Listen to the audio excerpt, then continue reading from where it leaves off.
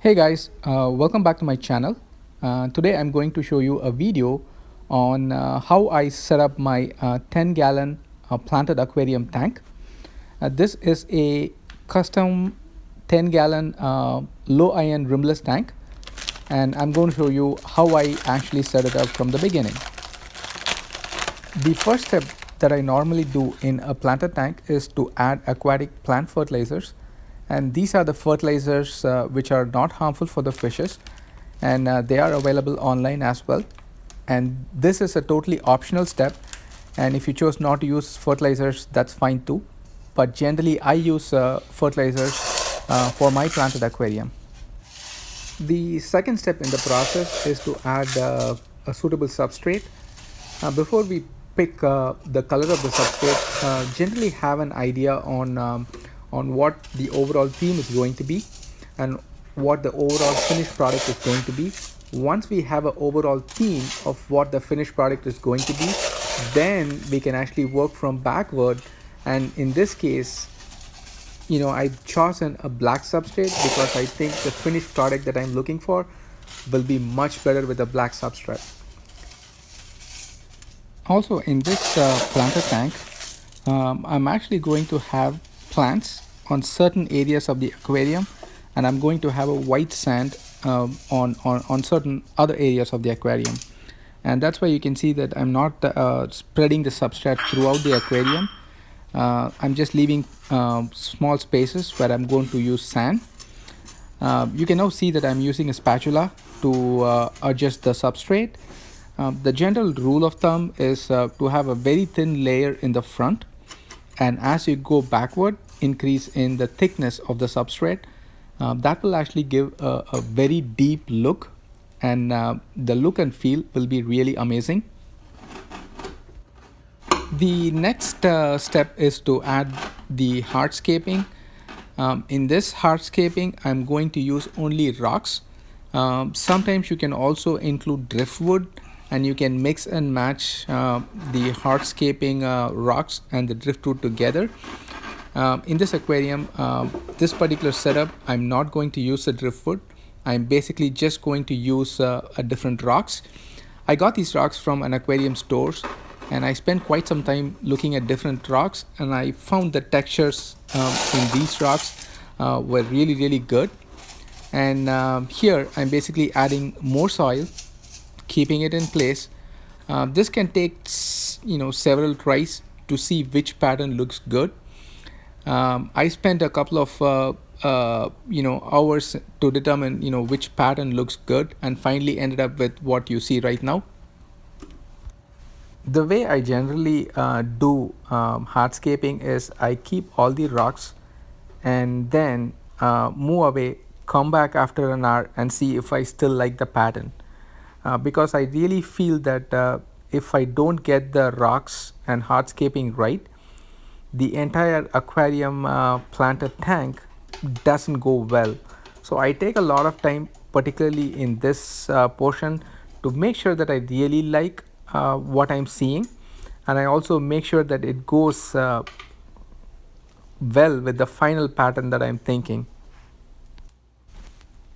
And now I'm pretty much satisfied with what I have right now. There's a lot of ways by which you can do a hardscaping. There are some golden ratios and yada yada yada, but generally you just have to play with it and see which one you like.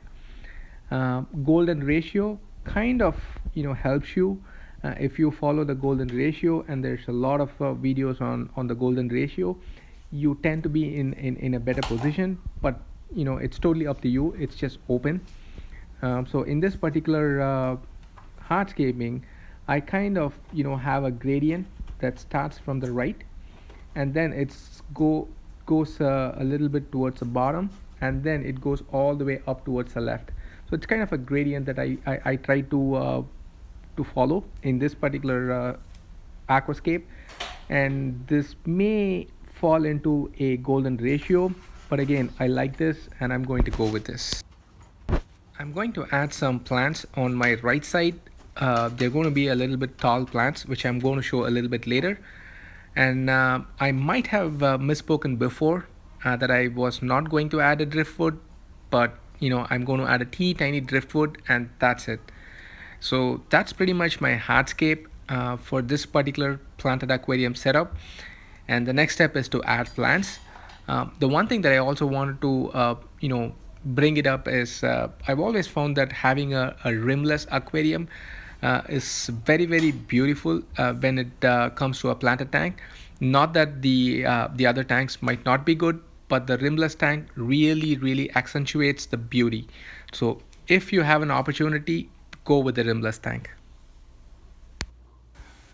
And now is the time to plant the plants.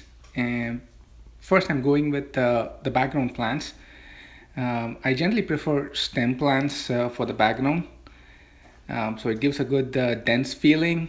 And in this case, the plant that I'm actually using is a Kabomba purple, and it has a nice Christmas tree like look and feel. And I believe once it grows up, it'll be much better. Especially during the first couple of days or even weeks, we can see some plants dying, but eventually I think they will all settle, and then it'll look much better. I'm using a tweezer to push in the plants, and I really find the tweezers to be very helpful, and especially when planting a stem plants, tweezers make my life really easy. Don't be afraid to push it in. I usually push it in deep, maybe like an inch or two. And also, not all the plants are supposed to be completely inside the soil. Particularly the plants which has rhizomes. The rhizome part has to be above the soil.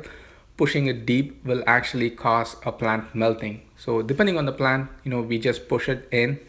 I usually also use spray the water to keep the plant moist while I'm planting the tank. And this will make sure that the plant doesn't get dry. It keeps it cool. Now I'm actually moving into the second area, and in this area I'm planning to use a Ludwika, and this is a nice stem plant, and it gives a really good red color if we are using CO2, and in this plant I might use CO2. This will actually give a really good red color. The leaves are green, and at some point they turn a little bit reddish in color. And this is another technique that I actually follow, where I just push the substrate after planting the plants. After each stem, right, I push the substrate in. The reason I do that is it keeps the substrate stiff and compact, so it makes planting easier. And also after planting, it prevents the plants from coming up. This is a foreground plant. I bought it in a pet store, but I don't have an idea of what it is. I forgot the name of it. If you guys know what the foreground plant is, feel free to leave the name in the comment section. But this looked really nice. Foreground plant. It's more like a mid-ground plant than a foreground plant. But in this particular tank, I'm not going to use any hair grass or anything. So this is going to be my foreground plant. In my next section, I'm going to use another stem plant. I really like this plant. It's Rothala indica, and it has a nice a texture and feel to it. If I grow it in groups, it gives a good clustered feeling, and the contrast of color between Rothala indica to the right and Kabomba purple to the left, I believe will give a nice look and feel. So as you can see that I'm planting each plant, I'm making sure that I'm pushing it a little bit deep enough, and then I'm trying to put all the plants together. So I wanted to see how it looks like after it is done. And as you can see that I'm pushing the substrate after each planting. This is to make sure that the plant doesn't come out after pouring water. The next set of plant that you see lying down is called Anacharis or Anacharis. It's something that's commonly found in the fish store. And it is a really nice looking plant, which is kind of a light green in texture. So I'm kind of doing a variation of green. As you can see, this is a darker green, Rotella indica being a little bit lighter, and then I have Kabumba purple, which kind of like three different types of green stem plants towards the background. And I believe I will show another video once they grow up. I believe once they grow up and matured, I think it'll give a really good a good look and feel. And again, I'm pushing the substrate down to make sure that the substrate is compacted and the plant doesn't come out when I pour water. And moving to the right side of the tank, as I said, I was planning to put in a tall plant. This is a jungle valsenaria, and these plants really grow tall, and they kind of spread across the aquarium. So I wanted to push them in the corner, so as it grows up it starts covering the right side of my aquarium. It'll kind of give a good a jungle kind of a look, which is something that I was hoping to get from this side. So it's kind of like an unstructured jungle with valsenaria growing in. As it grows in, right, it'll become more thick and long, and it'll give some sort of an unstructured jungle look, which I was trying to go for. I have now planted the Amazon sword, and the Amazon sword and the jungle valsenaria, I kind of moved it from my other tank, which was a beta sorority, and this is going to be a beta sorority tank. So this Amazon sword is something that I pulled from the previous tank. So now this is kind of like a look and feel that I'm actually going for on the right. And at this point, I have completely planted all my plants, and I'm hoping that in a month or two or even three, this will be much better. And I also have to keep in mind the growth that will happen. So at this point I'm not going any more in plants, because eventually I think they'll grow, and particularly the stem plants, they keep growing and I can cut and regrow the plant. So this is pretty much how it looks like after all the planting is done. The soil is compacted and everything is looking good, and there is a piece of driftwood. And this is the final look that I wanted to go. I have a white sand in the front, and this is kind of the texture that I was talking in my video, that I wanted to have a black substrate that will lead into this white sand, giving a nice a beach look. And now I'm actually leveling the sand. It's a little bit thicker in the front than I wanted it. So now I'm adding the filter. I use a back filter. It's a very small one. It doesn't disturb the water much. I made a mistake in this video, and I'm going to do a follow-up video on that later. And this is the LED light. It's a simple LED light. When you are buying these light, just make sure that the length of this matches your aquarium. If it doesn't, then you might have to throw it away. And this is pretty much the entire look. And now the light is on, and you can see this is how it looks like without the water. I think this is kind of what I was thinking in mind, but except it's much better looking at it than in my mind. This is looking really good. as expected, as I was thinking. This is exactly what I wanted. The next step is to add water, and I use a small plastic bag to pour water in it. This is to prevent the water from disturbing my plants, and also the sand underneath it.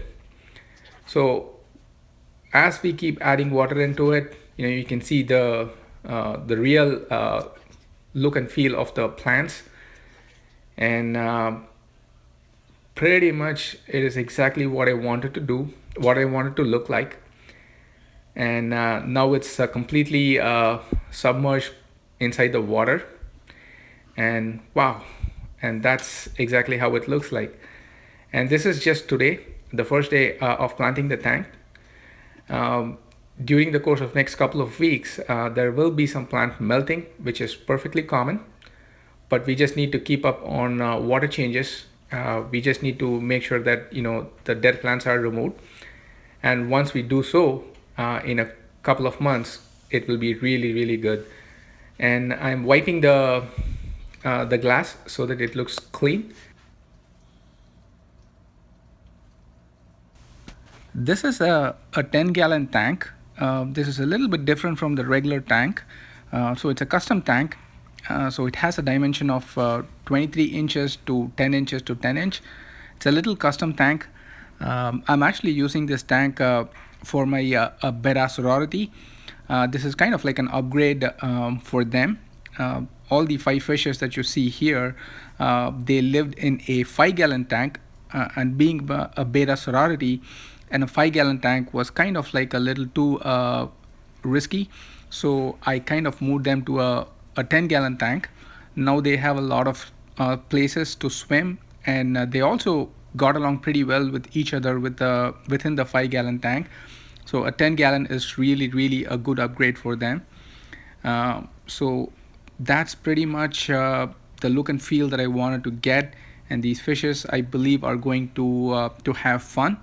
I'm planning to add 1 or 2 more betta fishes in it, but I just want to see how these guys react and then move from there. I am planning to add CO2 to this tank. Some of the plants that I have, Rutella indica, Anatures, even Ludwiga, they might do much better in presence of a CO2. So I'm going to add CO2 to this tank, and in a couple of months I will do an update video to show how it looks like.